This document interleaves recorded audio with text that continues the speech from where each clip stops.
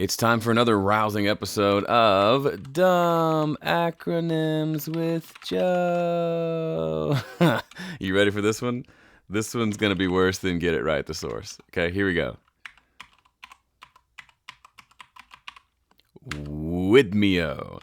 Any guesses as to what that is? Pause the video, make a guess below. All right, here's the answer. When in doubt, mute it out. Look, it rhymes and everything. WIDMIO. When in doubt, mute it out. Who's with me?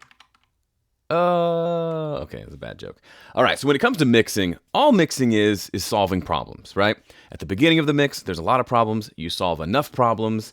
Like Mark Watney said in The Martian, you get to come home. You get to finish the mix. You get to not be stranded on a foreign planet. So, mixing is a lot like being stranded on a foreign planet, by the way. We'll talk about that another day. So if mixing is solving problems, then a big part of our job as mix engineers is identifying problems. How do we figure out what the problems are? And then once we identify, let's say there's a problem with the bass, how do we know for sure if it's the bass or maybe there's two bass tracks or several plugins, which one is the culprit? This is going to help you identify those. I'll give you 3 examples. The first has to do with bass. One of the big problems is just knowing where to set the level for our bass guitar. So we might listen and say, we're just not sure if it's too loud, too quiet. Is it lost in the mix? We just don't know. Rather than grabbing the fader and moving it up and down, which is a valid solution, one of the ways to kind of recenter yourself and figure out if it is indeed a problem and how big of a problem it is instead of pushing it up in volume, is to just mute it entirely. And pay attention to what you miss, what you lose when that track goes away. So for example, let's start here on this song. Okay, this is the kind of the loudest part of the song. I'm gonna mute the bass and let's just see, do we lose anything? Do we miss anything? If it doesn't change all that much, bass is probably too quiet in the mix or there's some other problem there. If the entirety of the mix is completely lost when we lose the bass, well, there may be other problems there, but this will help us identify how is our bass sitting in relation to everything else when we take it away and add it back in. When we're in doubt, we mute it out. WIDMIO. Hashtag. Okay, let's try it.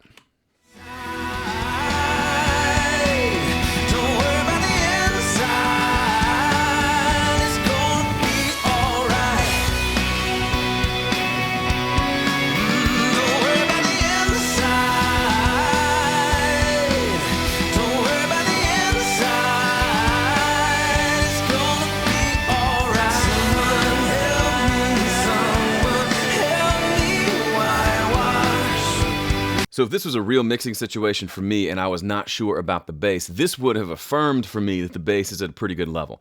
When I mute it out, it really does lose the bottom end of the mix. When I bring it back in, it makes things sound full and big and beefy without sounding like there's too much low end. But to try to do that while the bass is on the entire time just is really difficult.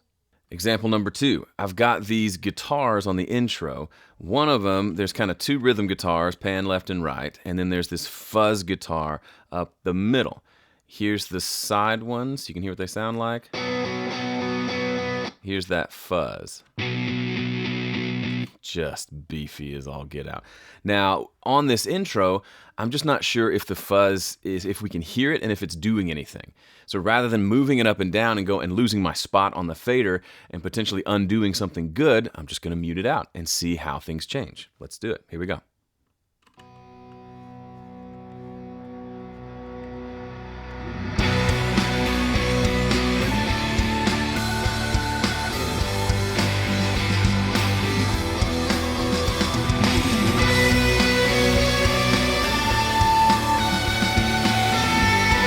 Sometimes the sounds in our mixes blend together in a way where maybe you're not picking out individual parts, and that's okay. But when you take it away, you realize, oh, like I did this several times in this mix. I said, oh, that fuzz, I can't really hear it. I muted it and said, oh, no. It's actually adding a huge amount of glue to the middle of that mix, which is necessary because those big wide guitars, I need something kind of chunky and big up the middle, which is exactly why I recorded that fuzz to begin with. It's doing its job. We're going to leave that sucker alone. We were in doubt, so we muted it out and we figured out our problem, or lack thereof.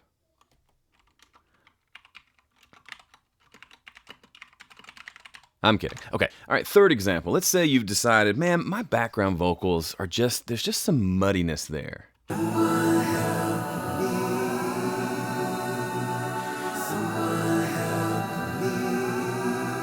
Like, I want the "someone help me," I want that to feel kind of warm, but there's kind of like a whoa, whoa, whoa, whoa, whoa sort of muddiness there. And if we look, we can see we've already EQ'd out some of that. What's the problem? Well, the obvious solution would be to go in and EQ it more here.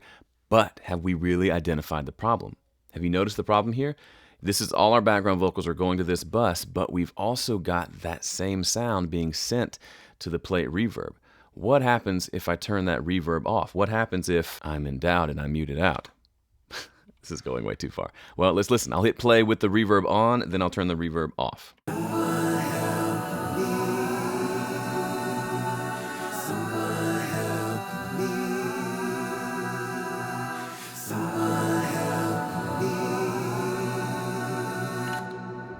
You hear that right there? Let me just for the sake of the example, let me play you just the reverb by itself. Whoa, whoa, whoa, whoa, whoa. There's so much mid-range there. That's what reverbs do. They're wonderful, but I almost always have to EQ my reverb. So, as you can see here, I had an EQ there. Let's turn it on. Here's what the reverb sounds like. Now there's no muddiness to get in the way if we listen to the overall background vocal.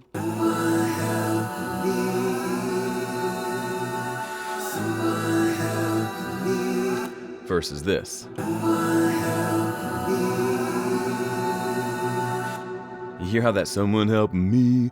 That's cool, but then the reverb makes it go wee, wee, wee, wee, wee, wee, wee. By just EQing that out, making the reverb arguably a little too bright for what we would like by itself, it works well in the overall mix.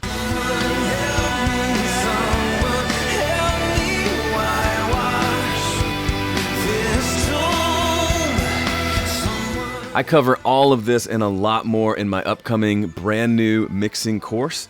If you want to find out about it, be sure you're signed up to my email list. You can sign up at 5stepmix.com. That's it for today. Thanks for watching. See ya.